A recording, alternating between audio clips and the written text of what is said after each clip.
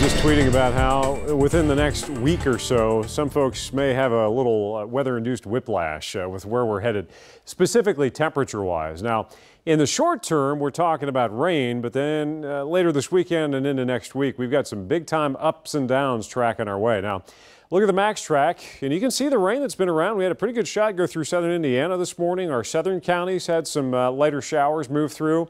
Never really saw much here beyond moisture aloft. There's still quite a bit of dry air at the surface, but we've got some showers hanging out around Bowling Green. So as we go into the afternoon and evening, we've got that remnant low of what was once a tropical system, Beta, still heading our way.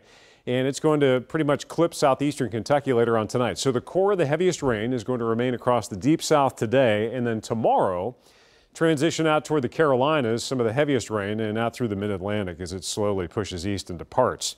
Heaviest rain, the axis cutting right across Tennessee, northern Alabama, and even maybe grazing north Georgia, although I think it's more of an issue towards Knoxville. So it is as close as it can get without taking a beat on us. We'll catch that northern edge, so we will pick up some precipitation. Already we've had, a few hundredths of an inch, maybe a tenth of an inch. We're showing a tenth of an inch in Barberville over the past 24 hours via the Kentucky Mesonet. And over the past 10 days, today would be the 11th, if we get through it without rain, we have had a dry stretch. So that's the longest one of 2020 for Lexington.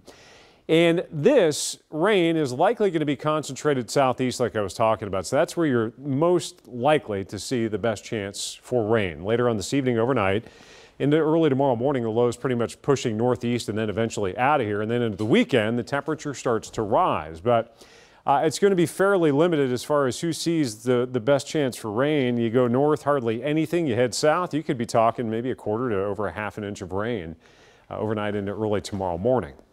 Now, the rain chance backs off this weekend and then spikes next week.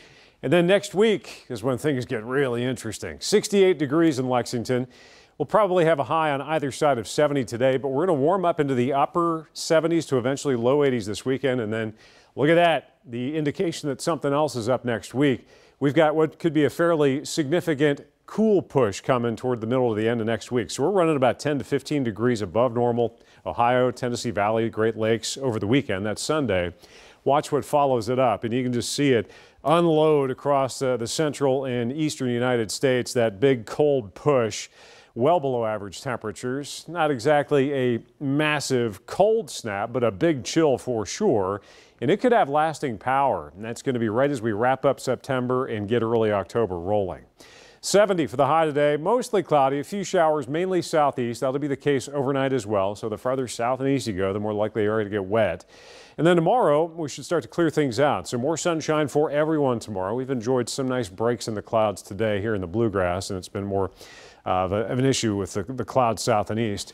They're the low 80s this weekend. Take advantage of that. There aren't very many days like that left this year, especially when you sync it up with the weekend.